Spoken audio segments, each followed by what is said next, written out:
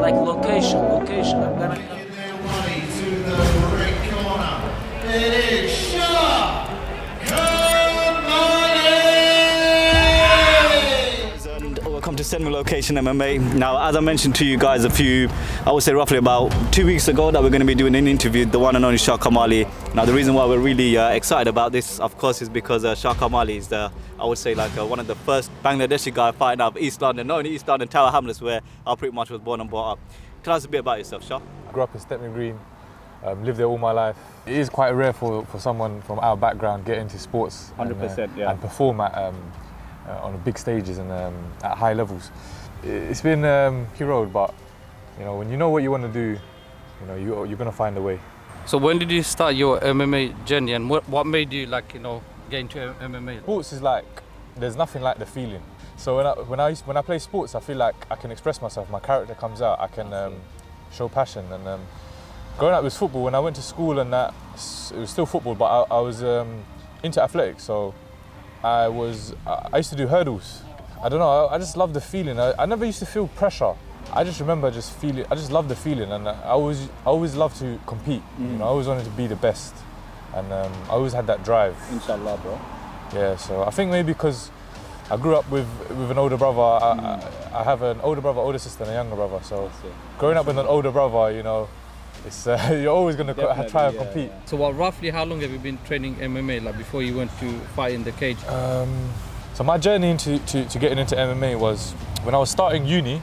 I think I was 19, and I would go to the gym a lot, and I wanted to just try something different. So I always wanted to do BJJ, right? Yeah. And around that time, obviously, you had Khabib and that sort of thing, so when you see guys like that, you want to find out what BJJ is and stuff like that, and it's like one small little thing then led to one to another, and then just go straight into MMA. Yeah, literally, because I joined I had a trial class in the gym in 2018 September, so it's almost 5 years. Just before COVID, basically. Yeah. 1 or 2 years before COVID. Yeah, and I tried the trial list and I loved it, so I kept on going to BJJ. I was pretty much addicted. You guys know how it gets when you start it. Yeah. When you started, would you say was it after a few months after when you actually thought to yourself, I want to get inside that cage, I want to actually knock someone out? No, not anything like that. I never really thought about MMA. When I started doing jiu-jitsu, all I knew was I loved the technical aspects of it. BJJ is very technical. Yeah, one little slight move and then that's it. So you start getting addicted to learning, and I was always curious. I was so when we used to do the classes, the BJJ classes used to be on this side of the mat, and then there used to be the MMA classes, and I used to always see it, and I always used to wonder how would my grappling work in a fight context, in an MMA context, because you don't want to be that one-dimensional guy. So I think about maybe 6 months in to BJJ, I started just training MMA once a week, twice a week, just to get striking. Striking, and I never done Muay Thai, nothing like that. I just went. It was just for me. Training was BJJ and MMA. My martial arts journey started when I was 20 years old. It was approximately 2 years, but COVID, I can't really tell because of COVID. It was maybe. Did you have any actual interclub fights? Because I know before you actually jump into the cage and so on, they do a few interclub fights. Yeah. So I had August 2021. Yeah. I had my first interclub. We drove up all the way to Rochdale, I think. 4 in the morning, got there at 9ish or something like that. 2 matches that day. Okay. And I got 2 submissions. Oh wow! So when I got in that cage, that was the first time I ever stepped in a cage. I just felt, I don't know. Were you nervous? Not nervous. No nerves. It's correct me if I'm wrong. It's more like an excitement. You want to know what all the other people that step inside the cage, what they feel like. And once you're in there, you can.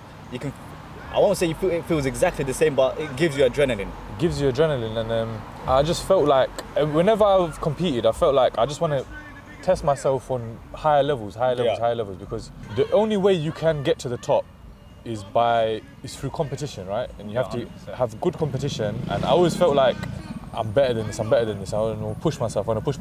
That's it, man. I think that's the way forward, because if you tell yourself I can't do X, Y and Z, then pretty much that's where it ends, isn't it? What was it like when you first not just in terms of getting into a fight, but your first knockout. I can't remember the guy's name it was, but I think it was that left-hand knockout. Am I right? The hook. Yeah. That was my second fight. Yeah, that was my second fight. It was the fly kick and then knocked him out. Yeah. That feeling was crazy because the story behind that was I was a late replacement for him.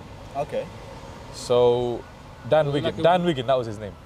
Was it like a week notice or It something? was about 3 weeks, 4 weeks, and I had a. So did you just train for 3 weeks for that fight, or? I was recovering from an injury. I dislocated my kneecap, my patella, and it was quite bad. So I was coming back slowly into training. I got the call. My coach said, "Do you want to fight?" I said, "I never turned down an opportunity to fight. Never. I always want to fight." I got the call. The guy underestimated me. He thought I was coming home from gym. My coach messaged me. I said yes straight away. The guy thought he was going to walk through me because him and all his friends, they were messaging me like. Really? Friends were messaging me. You're going to lose badly. They were calling me. Where did names. they get your number from? No. There was on Instagram. Oh, so, I see. Yeah, so they were messaging me and stuff like that, and I was just like, this is his debut. He's never fought before, right? Okay. It was his debut, and it was my second fight. Okay. Yeah. So you had like a bit of experience going into the ring. But a little bit. Yeah, just one fight. But I knew he wasn't training with the guys I was training with, like the heavyweights I'm training with. Yeah. He doesn't have the coaching that I have. I think he had a bunch of like yes men around him maybe, telling him he can do MMA because he's a big guy, but it doesn't work like that. So when I got in the cage, I thought, I'm not even going to give you a chance. I'm not even going to give you a chance. But what I think his friends were doing is like the whole Conor McGregor thing of trying to get into your mind, you know. But the way we see it is like you're a fan of Khabib, right? Yeah. So like Khabib always says, stay humble. Mentally, if you're mentally there, man, then ain't nothing gonna get to you. 100%. I don't think mind games can work on me. I guess that's what's most important, isn't it? Like if you feel mentally like not strong, then regardless of how good of a fighter you are, once you get in there, you break down. So overall, I guess that's what I think. Recently, it's a bit like Adesanya, isn't it? He's sort of. I felt like he probably broke down after all the comments. What's it? Sean Strickland. Strickland was making, I and feel Sean going like into his head, and the stuff Sean was saying, it was funny. He reminds me of Michael Bisping. I'm telling you. Yeah. I have faith in my preparation, and I've made so much dua. Allah gives me like the ability to stay calm and make the right decisions. That's the most important thing, like 100%. So yeah. So that's where my confidence comes from. But I feel like if you actually want to make it to the top, it needs to be not part-time, but like a full-time in terms of as many days as you can give. Am I right? It's full-time MMA, part-time everything else. If you It's the other way around. yeah, if you really You must have a lot of support from the family then as well. Am I right? Yeah. Got a lot of support. I got a lot of support. I'm guessing in terms of like, for example, your parents. How did you approach your parents? My mum knew I was training. She didn't have any opposition to it. She just because I don't know. I was competing. I was winning gold medals. She was happy that I was winning. Do they gold know medals, like so. you've been fighting in the cage and knocking Do you know people what out? it was? Obviously, she don't want to see me get hurt.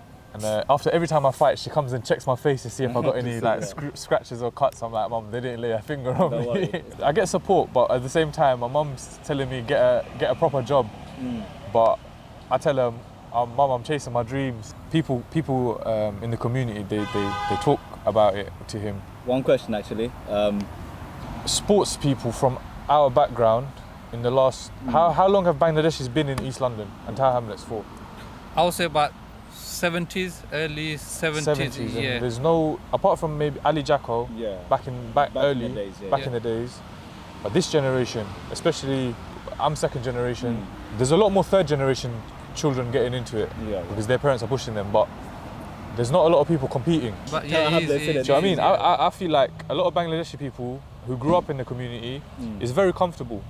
So you don't really want to go leave that comfort zone. But also at the same time, you know, we have a lot of family obligations.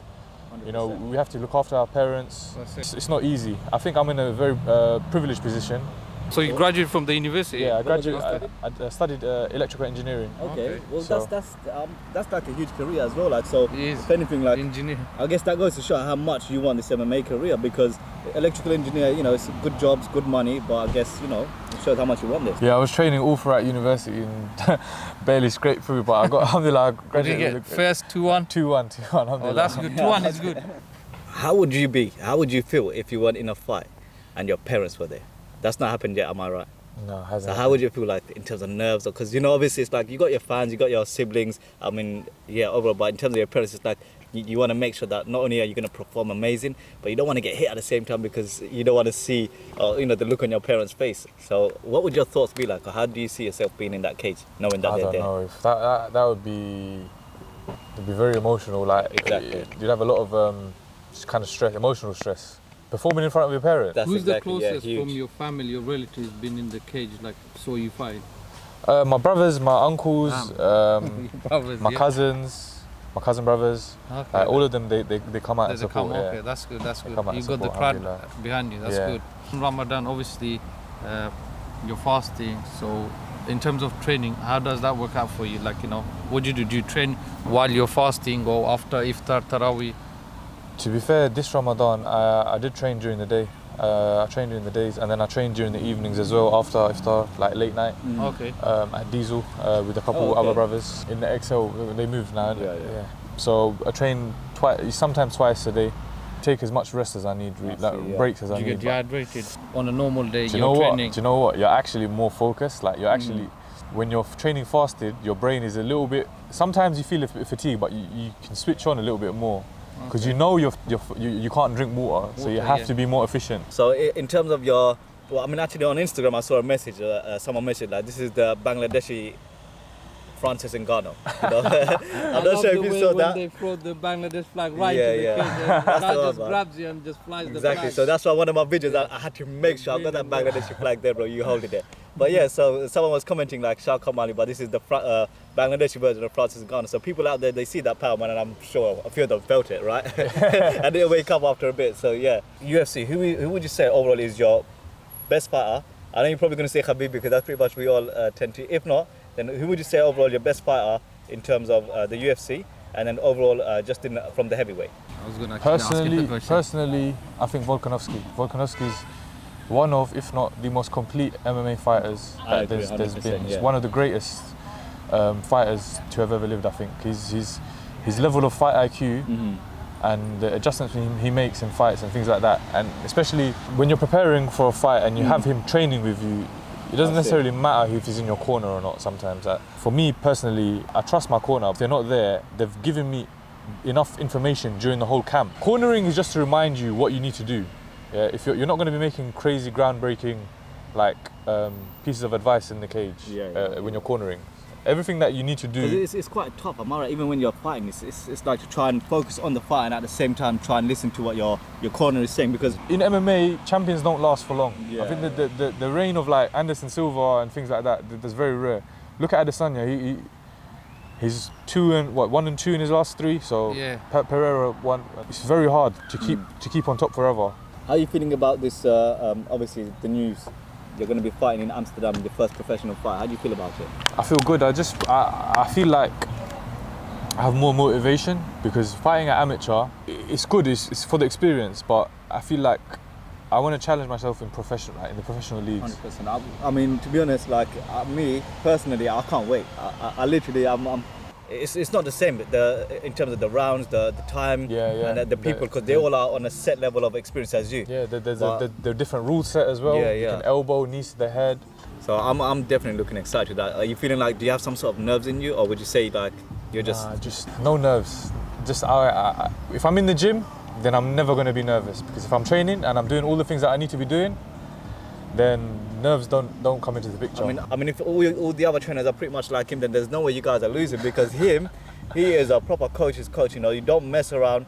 You know, strict rules, and you know, a bit like Khabib, basically. You know, in the training, like, you know, he wants. Like I saw him. He was cornering one of your guys when I was doing my interclub.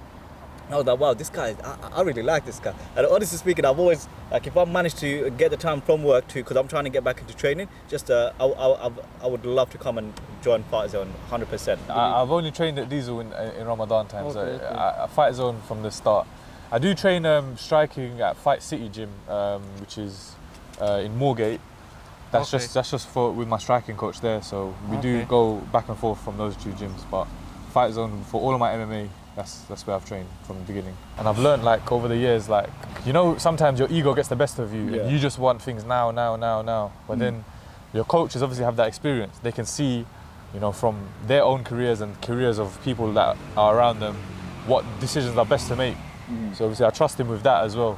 5 years or 10 years down the line, where do you see yourself?